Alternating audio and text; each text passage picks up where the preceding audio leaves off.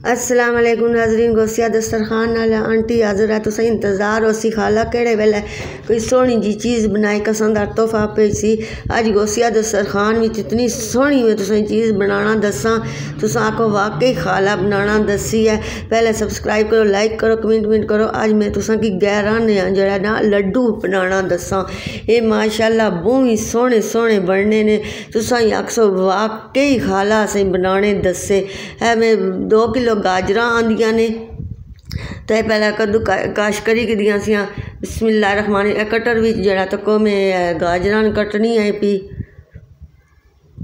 ए सारी जड़ा गाजरां पहले ना कट के रखी के दियां सियां।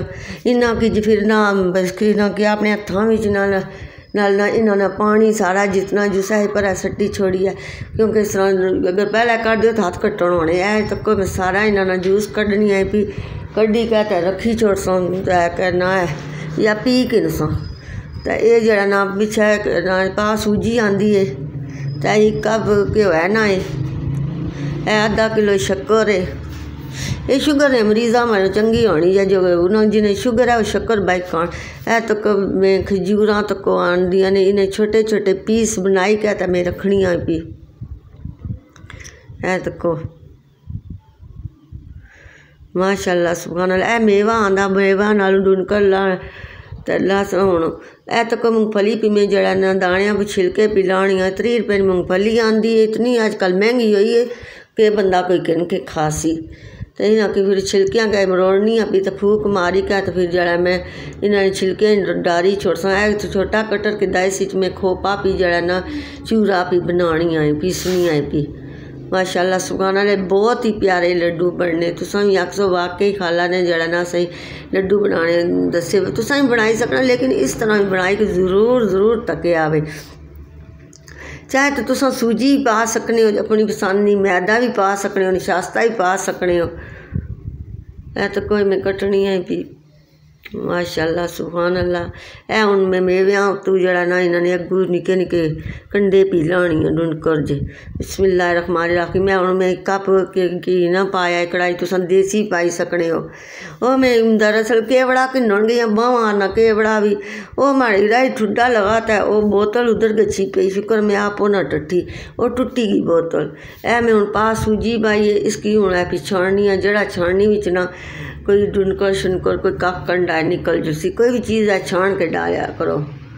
कोई पता नहीं होना कोई चीज़ बिच बैठी ही होवे। ऐ तो को माशाअल्लाह सुभान अल्लाह। हुण मैं सूजी ब्राउन करन लई है। कच्ची सूजी च ना बेबाया है गाजरां ये फिर मैं ब्राउन करी के ना चुल्हे बंद करी छोड़ सा है। तो को माशाअल्लाह सुभान अल्लाह। मैं चंगी तरह ना लानी है पी है तो को ए माशाअल्लाह सुभान अल्लाह। ए तो कोई मैं गाजरां पाइयां ने ने चंगी तरह लानी लेकिन मैं चूल्हा बंद किया है। तो कुछ बहु पानी है पर परेशान होने निकल जरूरत जरा चूल्हा बाली के तुस सकाई सकने नहीं तो जितना भी सूजी जड़ा ना इस तरह पानी हो सी ना गाजरा ना चूसी के सी शक्कर पाइए आधा किलो। तुसा जड़ा ना अपनी फैमिली जितनी तुसानी फैमिली है उस मुताबिक चीज़ां आनियाँ बनानियाँ तो माशाअल्लाह। तुसा भी अगर पसंद आए ज़रूर बना के तके आए। ये बहुत सोहनी खुशबूदार जड़ा ना बनने ने तो बंदा नाश्ते नाल खाए तो चाह नाल दूध नाल जिस तरह भी आया खाए। जो खास कर जिन्हें शुगर होनी उन्हें इस तरह बनाई दो क्योंकि चीनी ज़्यादा शुगर होनी शक्कर ही नहीं होनी माशाअल्लाह सुभान अल्लाह।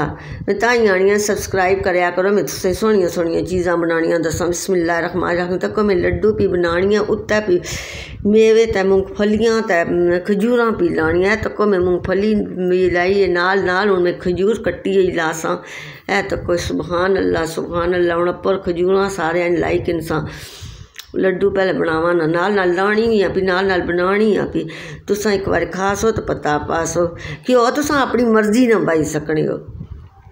तो ब्राउन होवे सूजी तो चूल्हा बंद कर दो तो नाल ही गाजरां सट क्योंकि जो गाजरां थोड़ा बहुत पानी होने तो पानी छोड़नी ही रहनी वो सूजी पी लैनी है।